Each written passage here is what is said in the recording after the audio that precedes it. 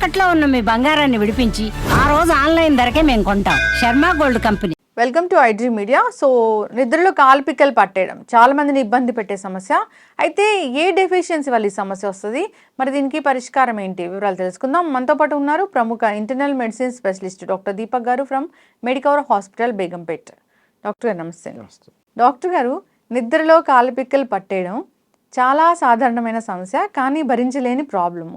చాలా మంది కంప్లైంట్ చేస్తూ ఉంటారు. సో మనిషి జీవితంలో ఒక్కసారైనా ఇది ఖచ్చితంగా ఫేస్ చేస్తూ ఉన్న ప్రాబ్లం. కరెక్ట్. ఎందుకు వస్తుందండి? కాళ్ళు పిక్కలు పట్టడం అనేది లోయర్లీ muscle stiffness or calf stiffness అంటాం. Not seen in everyone, seen commonly in old age people, more commonly seen in diabetes or hypertension or in those who use diuretics. అది heart problem, lungs problem ఉన్న వాళ్ళకి heart cardiac load తగ్గించుకోవడానికి వాడే medicines తోటి కొంతమందికి potassium and magnesium imbalance దానివల్ల వచ్చేదాన్ని muscle cramps అంటాం. సో అదొకటి. ఇంకోటి డయాబెటిక్స్ పేషెంట్స్లో టింగ్లింగ్ అంటాం. టింగ్లింగ్ ఆర్ నమ్నెస్, తిమ్మిర్లు, మొద్దు బారటము, సురుకు అనడము కామన్గా చూస్తాం. ఇవన్నీ కాలిపిక్కల్లోనే. From knees to the foot, more over seen in the foot and calf muscles. Okay. Calf muscles. So because of these medication or because of the long standing illnesses by the patient himself, or because of the age, we can say like that. Okay. Yeah, young age లో వచ్చింది అంటే then we need to be much cautious. Is there any potassium or imbalance or magnesium losses?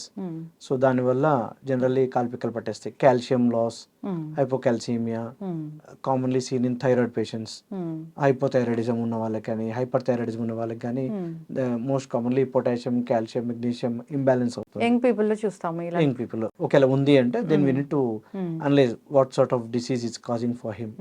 Old age లో అంటే causes నేను చెప్పిన like diabetes కానీ, BP medication వల్ల కానీ, long standing diabetes itself can cause this tingling, numbness or spasms like that, or neuropathic disorders, నరాలు సంబంధించి వ్యాధులు కొద్దిగా ఉంటాయి. సో వాటి వల్ల కాలు పట్టేయడము, లేకపోవటము ఇలా వచ్చిపోతూ ఉంది. ఒక్కొక్కసారి కాలు పట్టేస్తూ ఉన్నాయి, కాలుపికలు పట్టేస్తూ ఉన్నాయి, ఎదురులో పట్టేస్తూ ఉన్నాయి. అది చాలా ఎక్కువ రోజులు ఉండట్లేదు, వచ్చిపోతూ ఉంది అన్నప్పుడు అది ఏం ఖచ్చితంగా ఏ డెఫిషియన్సీ వల్ల వచ్చినట్లు మనం అర్థం చేసుకోవాలి. we can't blindly tell which deficiency it is. We need to see the particular patient, what exactly the complaint, the time of the complaint, and any or there any pre-existing diseases.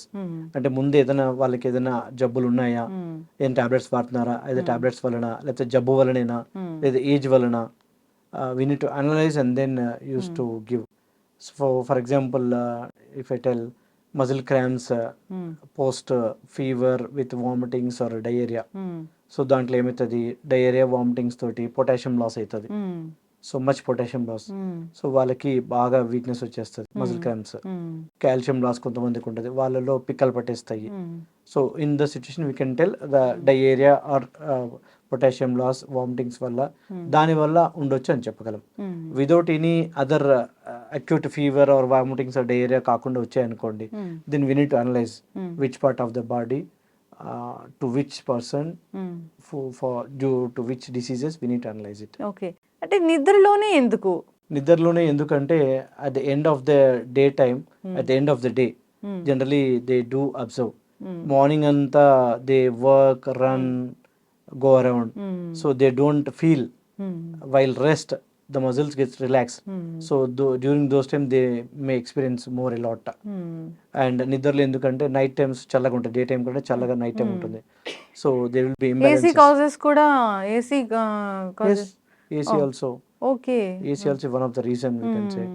So the body should maintain the particular normal temperature, like 25-26 degrees, but we are using the ACs by 18-19 degrees centigrade, which is not at all good, that also.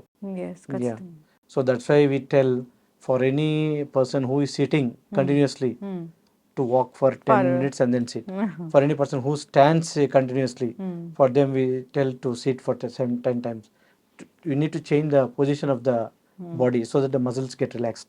Yes. So ఇట్లా వచ్చింది, ఇది mineral deficiency అంటారా? Minerals deficiency, vitamin deficiency, we can say, like potassium, magnesium, calcium, mostly these three. అయితే doctor గారు జనరల్గా ఇలాంటి issues వచ్చినప్పుడు కొంతమంది మనం చూసాము, కొంతమంది నాకు తెలిసిన వాళ్ళు ఇలాంటి ఓఆర్ఎస్ పౌడర్స్ ఇలాంటివి తీసుకోవడం చేస్తూ ఉన్నారు. అంటే వాళ్ళకి తెలిసిన నాలెడ్జ్ ప్రకారం అదేదో ఎలక్ట్రోలైట్ ఇంబ్యాలెన్స్ అలా అని అంటూ ఉన్నారు. అది ఎంతవరకు హెల్ప్ చేస్తుందండి? For timing they can take 1 or 2 days they can take, provided if he doesn't have any diabetes, sugar problem, kidney problem లేదు అనుకుంటే వేసుకోవచ్చు, వాడచ్చు. రిలీఫ్ వస్తుందంటే they can use for 1 or 2 days. Diabetes వాళ్ళలో ఓఆర్ఎస్ దానిలో sugar content ఉంటుంది, sugar పెరిగిపోతుంది. మళ్ళీ తర్వాత కిడ్నీ ప్రాబ్లం ఉంటుంది, వాళ్ళలో పొటాషియం నార్మల్స్ కొద్దిగా ఎక్కువ ఉంటాయి, పొటాషియం లెవెల్స్, కిడ్నీ ఫెయిల్ ఉండే వాళ్ళకి. సో అగైన్ ఓఆర్ఎస్ తీసుకున్న దానిలో మళ్ళీ పొటాషియం ఉంటుంది. సో తెలియకుండా వేసుకోకూడదు, నువ్వు మంచి కంటే చెడు ఎక్కువ చేసుకుంటాం మళ్ళీ. అవునవును. ఎస్. అయితే డాక్టర్ గారు జనరల్గా ఈ నిద్రలో కాల్పిక్కలు పట్టేసాయన్నప్పుడు సో అప్పటికప్పుడు రిలీఫ్ కోసం ఏదైనా హోమ్ రెమెడీ లాంటిది ఉంటుందా చేయడానికి?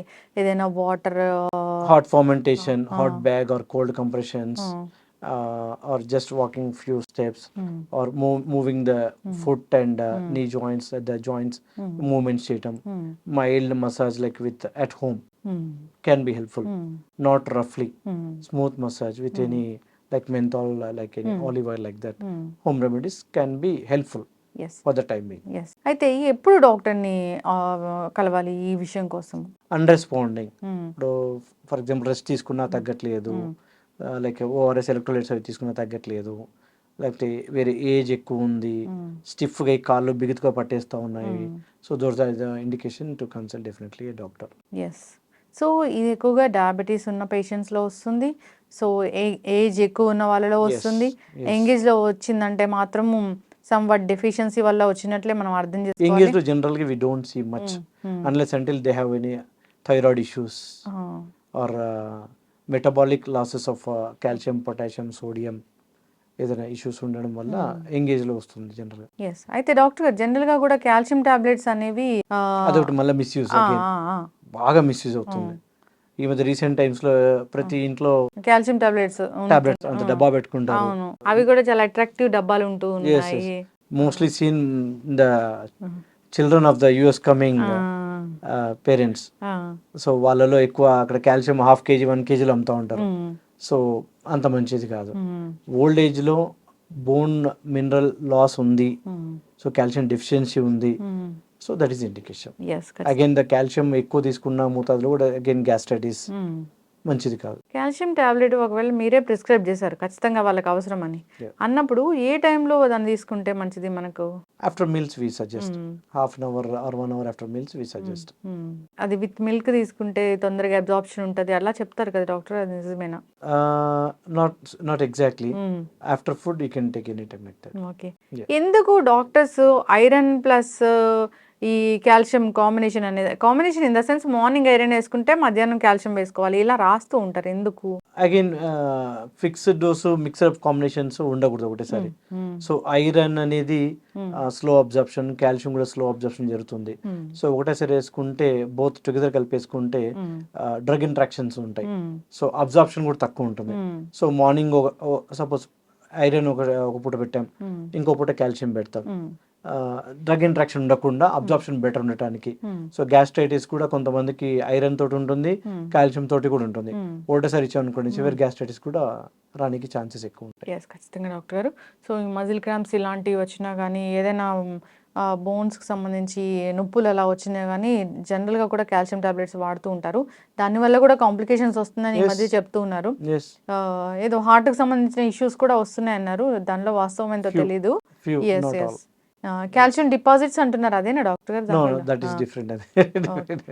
ఎస్ అండి, చాలా జాగ్రత్తగా ఉండాలని కోరుకుందాం. ఏదైనా కానీ టాబ్లెట్ ఈజ్ టాబ్లెట్, దానివల్ల సైడ్ ఎఫెక్ట్ ఉంటుంది, డాక్టర్ రాస్తేనే వాడాలి అనేది ఒకటి మైండ్లో ఫిక్స్ అయితే, సో జనరల్గా ఇలాంటి చిన్న చిన్న తలనొప్పి వచ్చింది అట్లా 1-2 రోజులు వాడామంటే అది ఓకే, జలుబుకి అట్లాగా వాడామంటే. క్రానిక్ యూసేజ్ వద్దు, 1 or 2 days ముద్దు.